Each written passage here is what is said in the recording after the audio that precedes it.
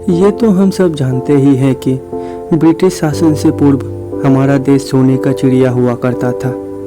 इसकी वजह थी यहाँ के अमीर राजा व राजबाड़े, जिनके खजाने भरे रहते थे। जनता में भी गरीबी नहीं थी। ब्रिटिश काल के और उससे पूर्व के ऐसे बहुत से राजा हुए जिनके बारे में आज ज़्यादातर भारतीय नहीं जानते हैं।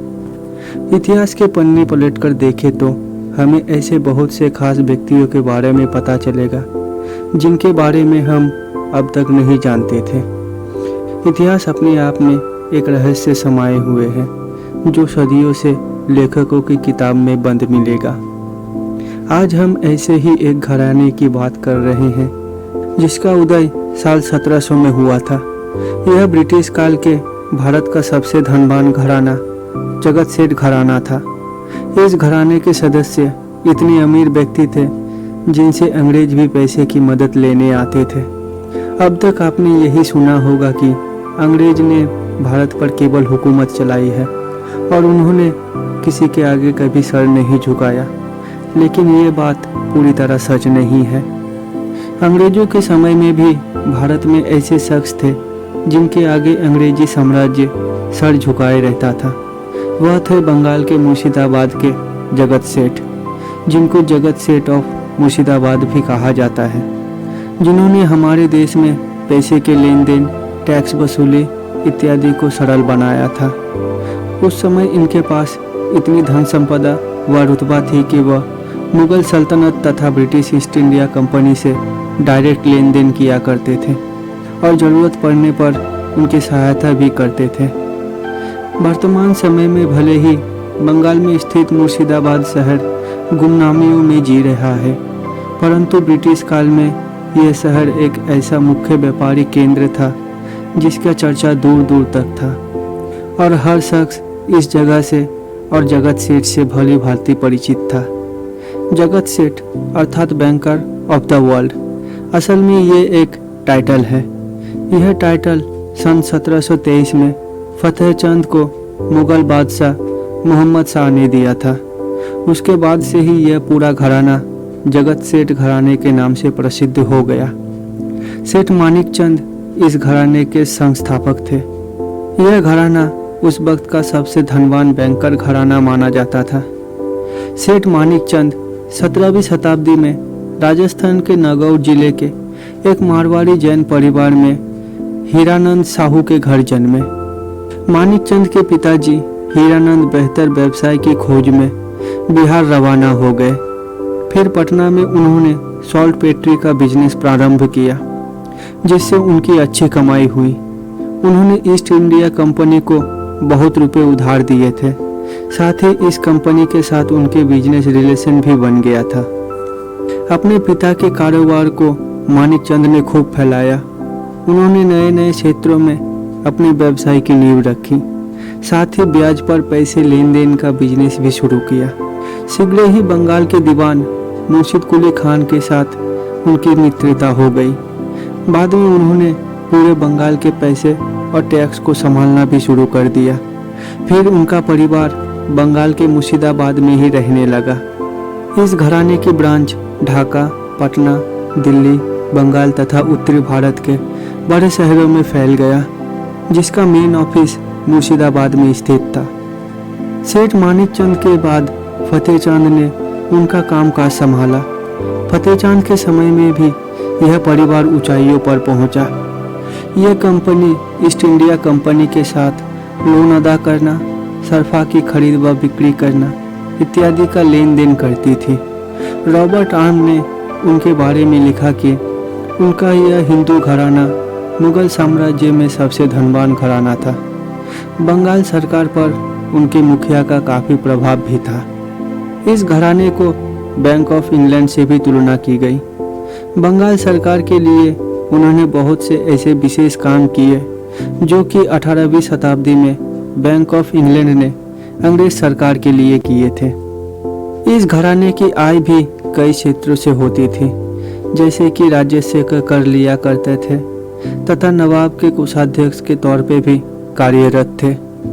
इन्हीं के द्वारा नवाब दिल्ली को जमींदार भी अपने सालाना टैक्स का भुगतान करते थे। इसी के साथ ये घराना सिक्के बनाने का काम भी करता था। जगत सेठ यानी सेठ मानिक चंद का रुतबा देखने लायक था। हालांकि वह किसी स्थान के राजा महाराजा नहीं थे, वह तो बंगाल के सबसे धनवान व प्रसिद्ध साहूकार। वह अकेले ऐसे साहूकार थे जो हर व्यक्ति को पैसे उधार दिया करते थे। इतना ही नहीं, बड़े बड़े राजा महाराजा भी उनसे धन उधार लेते थे। इस वजह से जगत सेठ बंगाल के सबसे खास व्यक्तियों में से एक माने जाते थे। उनके पास 2000 सैनिकों की सेना भी थी। बंगाल, बिहार तथा उड़ीसा में जितना भी राजस्व कर आता था वह उन्हीं के माध्यम से आता था। इस बात का तो अनुमान लगाना मुश्किल है कि जगत सेठ के पास कितना सोना चांदी व पन्ना था। हाँ, पर उस समय उनके बारे में एक कहावत मशहूर थी कि जगत सेठ चाहे तो सोने व चांदी की दीवार बनवाकर गंगा को भी रोक सकते हैं। फतेहचंद के समय की बात करें तो उस समय में उनकी संपत्ति लगभग 1 करोड़ पाउंड की रही होगी, जो आज के समय में करीब 1000 बिलियन पाउंड होगी। अंग्रेजी काल के दस्तावेजों से यह भी जानकारी मिलती है कि इंग्लैंड के सारे बैंकों की उपेक्षा उनके पास अधिक धन था। सूत्रों के मुताबिक ये भी अनुमान लगाया जाता है कि 1720 के दशक में पूरी अंग्रेजी अर्थव्यवस्था भी जगत सेठ की इस संपत्ति के आगे छोटी पड़ती थी। इस बात की पुष्टि के लिए ये भी जानना जरूरी है कि अविभाजित बंगाल की पूरी जमीन का करीब आधा हिस्सा उन्हीं का था। यानी वर्तमान समय के असम, बांग्लादेश व पश्चिम बंगाल को भी मिला लिया जाए तो उनमें से आधे स्थान पर उन्हीं का मालिकाना हक था। सन 1744 में इस घराने को फतेहचंद के बाद उनके पोते महताब राय ने संभाला और वह एक नए जगत सेठ बने। उस वक्त बंगाल में अलीबर्दी खान के समय उनका व उनके चचेरे भाई महाराज स्वरूप चंद का काफी रुतबा था। अलीबर्दी के उत्तराधिकारी सिराजुद्दौला ने उन दोनों को अलग भी कर दिया था। सिराजुद्दौला ने युद्ध के खर्च हेतु जगत सेठ से 3 करोड़ रुपए मांगे थे। साल 1750 के समय में यह रकम बहुत बड़ी थी। जब जगत सेठ महताब राय ने इतनी बड़ी रकम देने से मना कर दिया तो इस पर सिराजुद्दौला ने उन्हें जोरदार थप्पड़ लगा दिया था। इस घटना के बाद जगत सेठ को अपनी धन संपत्ति की सुरक्षा की फिक्र सताने लगी थी। अपने अपमान का बदला लेने के लिए उन्होंने बंगाल के अभिजात वर्ग एरिस्टोक्रेट्स के कुछ लोग को अपने साथ मिलाकर सिराजुद्दौला के विरुद्ध षड्यंत्र बनाया, जिससे अब उनका उद्देश्य था नवाब सिराजुद्दौला को नवाब की गद्दी से हटवाना। इस काम को अंजाम देने के लिए जगत सेठ ने 1757 की पलासी लड़ाई के वक्त ब्रिटिशर्स को फंड दिया। फिर जब युद्ध हुआ तो रॉबर्ट क्लाइव की 3000 सैनिकों की सेना द्वारा नवाब सिराजुद्दौला की 50,000 सेना को हरा दिया गया। इस युद्ध के बाद जब सिराजुद्दौला मारा गया तो मीर जफर नवाब बना, जिसकी सत्ता में महताब राय का दबदबा बना रहा।